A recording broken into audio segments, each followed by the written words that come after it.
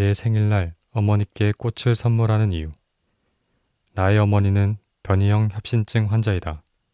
변이형 협신증은 심장을 둘러싼 관상동맥에 수축이 발생하면서 혈관이 갑자기 좁아지는 병이다.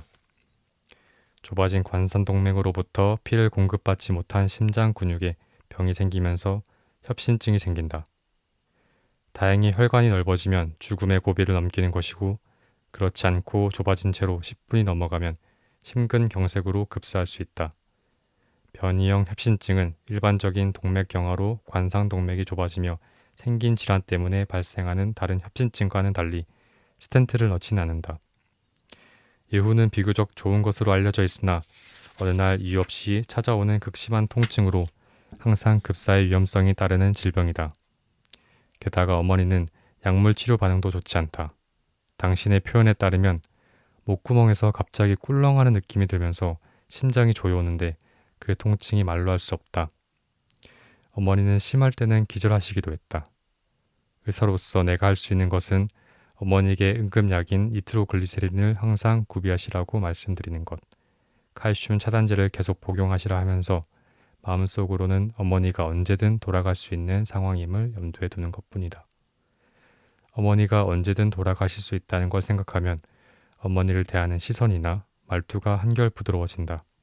문득 그렇게 된다는 걸 인지한 어느 해인가부터는 내 생일에 어머니께 꽃바구니를 선물하기 시작했다. 내가 태어난 날은 나를 축하할 것이 아니라 배 아파서 힘들게 나를 낳아주신 어머니의 수고로움을 기념해야 할 날이라는 생각이 들었기 때문이다. 또 그렇게라도 해야 당장이라도 일어날 수 있는 어머니의 죽음을 조금이나마 준비할 수 있겠다는 얄팍한 계산도 있었다. 하지만 동생들은 아직 그러한 사실을 받아들일 수 없나 보다. 동생들은 항상 그 자리에 있어 왔던 사람이 없을 수도 있다는 생각을 외면하고 있었다. 동생들에게 어머니께서 언제든지 돌아가실 수 있다는 것을 오랜 시간 반복해서 경고했지만 흔히들 그러듯이 다른 사람의 일에는 그러라 말해도 우리 엄마에게는 그런 일이 일어날 리가 없다면서 항상 내 말을 부정했다. 막내는 특히나 어머니를 감정적으로 힘들게 하곤 했다. 막내는 어머니 행동과 생각을 이해하지 못했다. 우리 집은 가난했다. 흙수저들이 흔히들 그랬듯이 어머니는 늘 남의 눈치를 보고 살았다. 집에 먹을 것이 없어 동네 슈퍼 앞에서 나를 업고 서성이면 혹여 불쌍해서 라면이라도 하나 주지 않을까 하는 날이 수도 없이 많았다고 했다.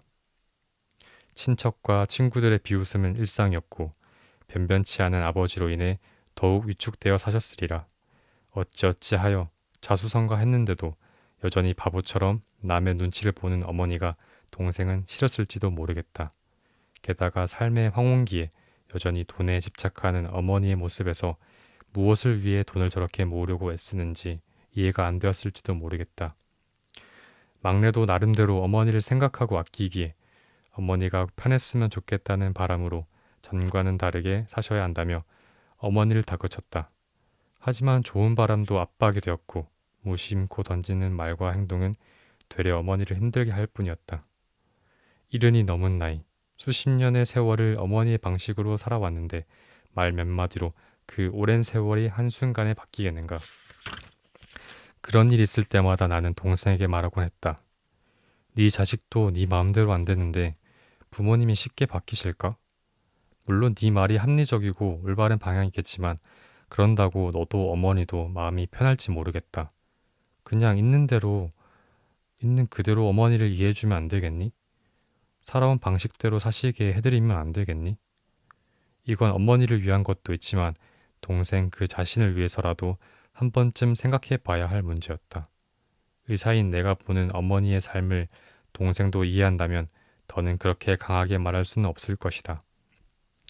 정말로 어머니는 언제라도 떠나실 수 있었고 나는 갑작스런 애정되지 않는 죽음의 순간이 어머니를 찾아왔을 때 동생이 후회하지 않기를 바랬다. 어느 날 어머니가 갑자기 세상에 없다고 생각해봐. 그때 너는 네 말과 행동을 후회하지 않을까? 조금은 힘을 빼면 어떨까? 어머니가 항상 그 자리에 항상 똑같은 모습으로 계시는 건 아니잖아. 항상 사람은 실수한다. 그리고 실수는 곧잘 잊히고 반복된다. 나 또한 어머니께 못된 말을 쏟아낼 때가 있다. 그럴 때면 바로 사과드리고 털어내려 노력한다. 잠깐 잊었을 뿐 어머니가 언제든 돌아가실 수 있다는 사실은 변하지 않았기에. 어머니의 부재 가능성을 항상 염두에 두고 있지 않으려 노력하고 있고 그러다 보면 대부분의 일이 별것 아닌 게 된다. 사람 사는 일에 죽는 것보다 더 큰 일이 있을까 싶다. 그렇기에 메멘토 모리, 죽음을 기억하라 라고 하지 않는가. 죽음을 기억할 때 우리가 현재 삶에 더 충실해질 수 있다고.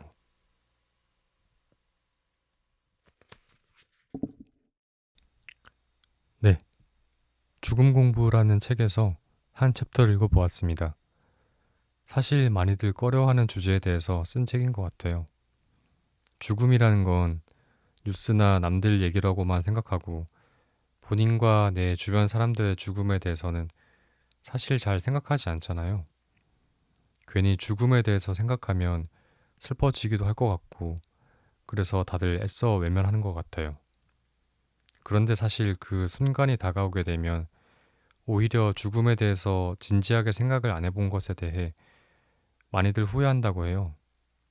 내 주변에 소중한 사람의 죽음, 부재에 대해서 진지하게 생각했더라면 함께하는 그 시간에 더 행복해하고 그 사람을 더 소중히 대해줬을 것이라고요. 또 본인의 죽음에 대해서 생각을 해보았다면 그 순간순간에 감사해하고 괜히 겁이 나서 해보지 못했던 본인의 삶에 후회가 덜 남지 않았을까라고 해요.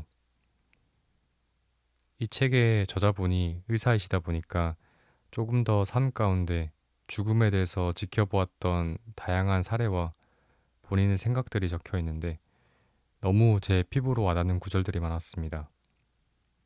제가 참 좋아하는 구절이 메멘토 모리, 죽음을 기억하라 라는 말인데 어느 순간 그 사실을 망각하며 저에게 주어진 것들과 삶에 대해서 당연하게 생각하게 될 때가 많은 것 같아요. 죽음을 똑바로 볼수록 삶은 더 선명해진다 라는 말이 너무 가슴에 콕 박히는 구절이었던 것 같아요. 살면서 단 한 가지도 후회가 남지 않는 인생이라는 건 불가능하다고 생각하지만 그래도 이 책을 읽어보신다면은 조금이라도 인생에 후회가 덜 남는 삶을 살 수 있을 거라고 생각합니다. 저는 또 다음 시간에 좋은 책으로 돌아오겠습니다.